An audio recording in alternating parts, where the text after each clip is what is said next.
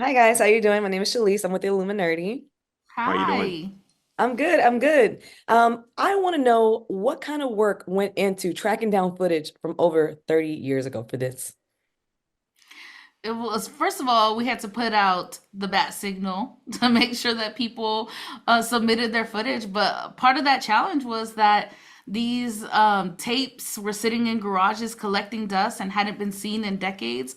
So part of it was just letting people know that the movie was in production, and we had people, folks that reached out to us. JD and Luke also put a call out there. So the footage started to roll in, and part of that challenge was getting it digitized so that we could even screen it and watch it. Awesome, awesome. All right, Alex, you're next.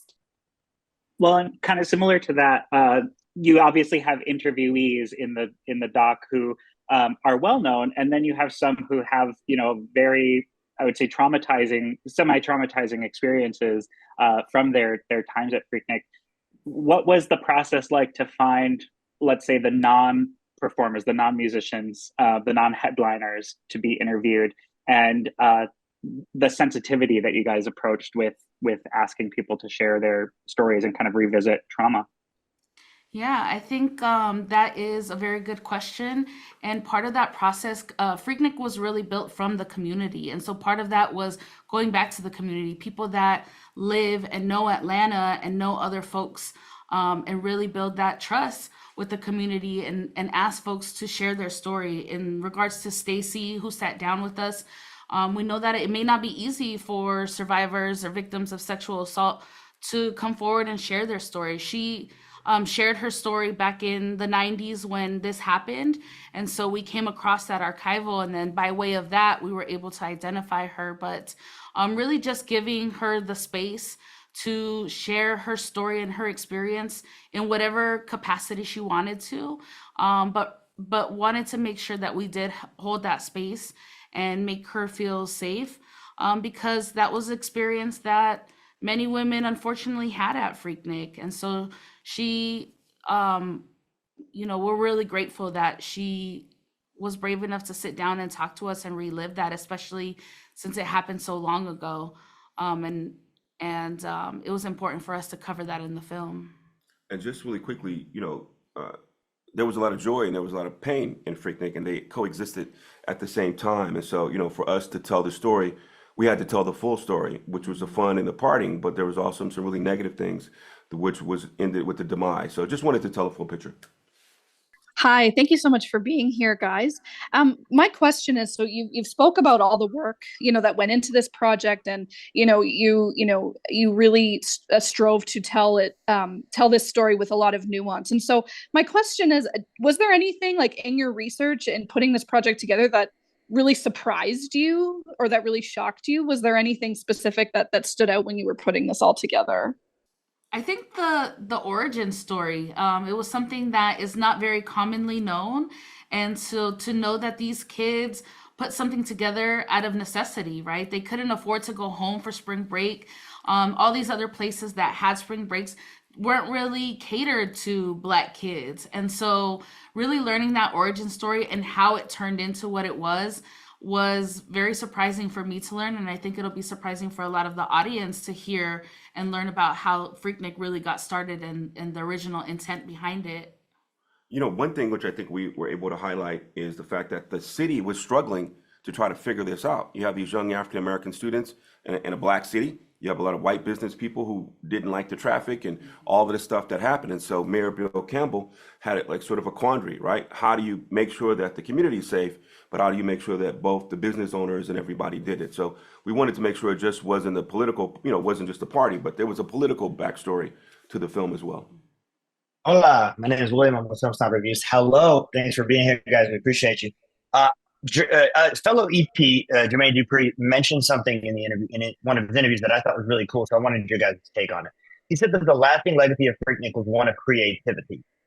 But what else do you think is a lasting legacy of Freaknik in regards to the event and the city, how the way it molded the city of Atlanta?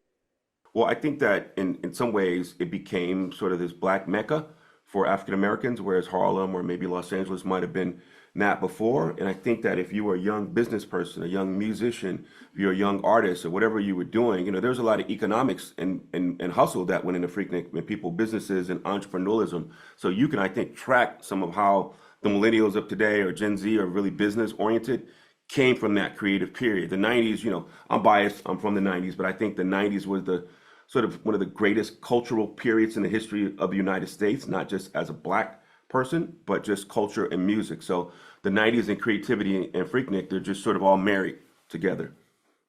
Yeah, and I think it's also important to recognize that the legacies are complicated. And so the legacy of Freaknik is, all the joy and the good, but it's also the negative.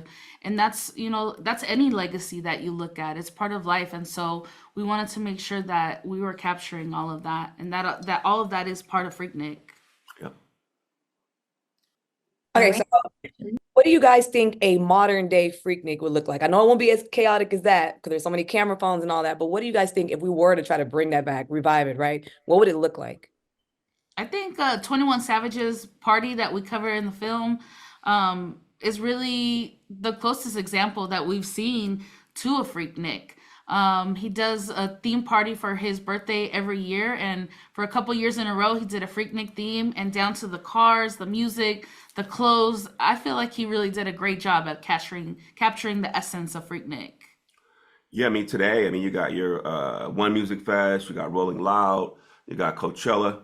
I think all of those are sort of corporatized, big branded sort of festivals, but Freaknik was the original sort of black street festival. And I don't think it could ever be duplicated because it was so organic and spontaneous. Sort of piggybacking off of that, obviously we're here at South by Southwest. You're premiering the film tonight for a live audience, but tomorrow night there's also going to be, I don't know if you can call it a Freaknik revival, but a music showcase celebrating Freaknik. What are you most looking forward to about that in-person music festival component? I think the vibe and the energy, honestly, like really capturing the music and that fun, letting your hair down. So that's something that I'm really excited about, is just to be in that energy and hopefully people are dancing. For me, anytime Luke and Jermaine Dupri are in the same place with Yin Yang Twins, you might have a booty shaking fest over there that might be kind of lit. So I think it's going to be a good time. Are you guys coming to party? You guys look like you're going to be lit over there. She looks like she might be there. Yeah, so it should be a good time.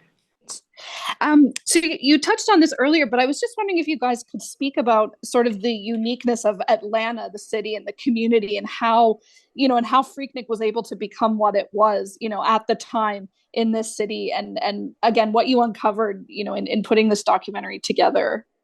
Well, Atlanta, I don't think that Freaknik could have happened in any other city because of the number of HBCUs and Atlanta University Center.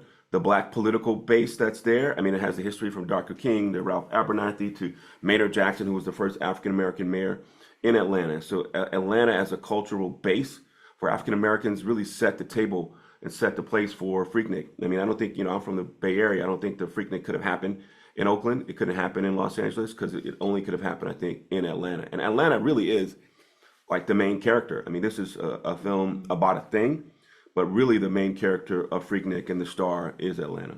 All right, so we're going to have a little fun with this next question because this is pretty simple. I grew up in the 90s as well in Los Angeles. So you're right. This event would have never taken place in LA for sure. Let me ask you guys, you talked about the 90s being a great decade. Who are our favorite artists from the 90s that we think would be great for a Freaknik revival concert? I think we got a pretty good one tomorrow night.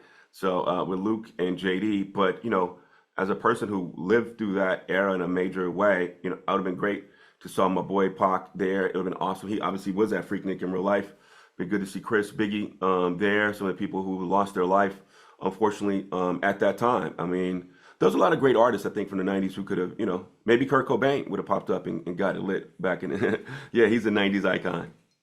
I think being from the Bay, Too Short, looking back on it, Too Short really captured that essence of Freaknik. He was there. He was in Atlanta, and his music really captured that fun, that culture, the strip club, shake your booty culture. So, Too Short got to be there. Shout out to Tasha. Yes.